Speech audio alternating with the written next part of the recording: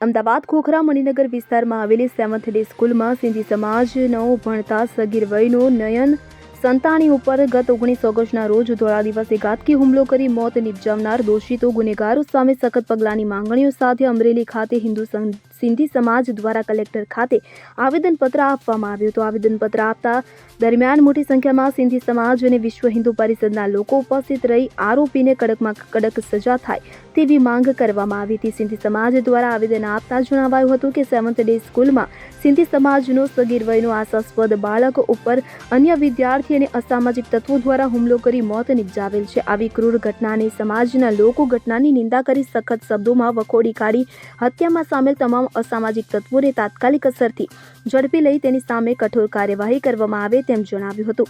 ત્યારે ગુજરાત રાજ્યની શાળાઓમાં ભણતા બાળકો માટે ભવિષ્ય સુરક્ષિત કરવા, બાળકોની સલામતી જળવાય અને ભવિષ્યમાં પણ બીજા બાળકો આવી ક્રૂર ઘટનાનો ભોગ ન બને તે માટે સરકાર દ્વારા દોષિતો સામે હત્યાના ગુનામાં સામેલ અસામાજિક તત્વો સામે આકરા પગલાં લઈ બાળકોનું ભાવિ સુનિશ્ચિત કરવા માંગ કરી હતી। તેમજ સ્કૂલ મેનેજમેન્ટ દ્વારા નિષ્કાળજી રાખી બનાવ વખતે સત્વરે ભોગ બનનાર સગીર વયના બાળકને સમયસર સારવાર માટે નહીં લઈ જઈ ગુનો કરેલ કે જે શાળાના મેનેજમેન્ટની ક્ષતિ જાહેર થાય છે તો સિંધી સમાજ આ ઘટનાને વખોડી કાઢી વિદ્યાર્થી નયન સંતાણીના પરિવારજનોને ન્યાય મળે તેવી માંગણી કરી હતી।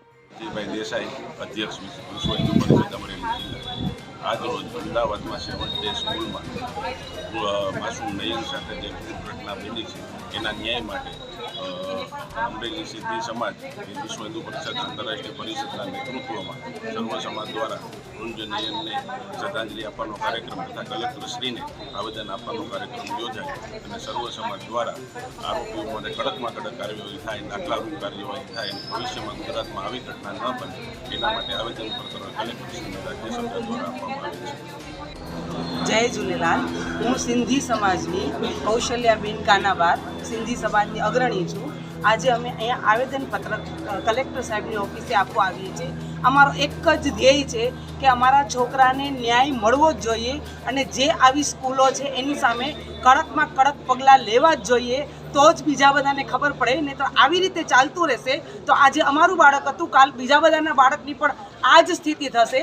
એટલા માટે અમે એક જ શબ્દની માંગણી કરીએ છીએ કે અમને આનો ન્યાય જોઈએ। જય ઝૂલેલાલ, જય હિન્દ, જય ભારત। જય સલીમાણી સાથે CN24 ન્યૂઝ અમરેલી।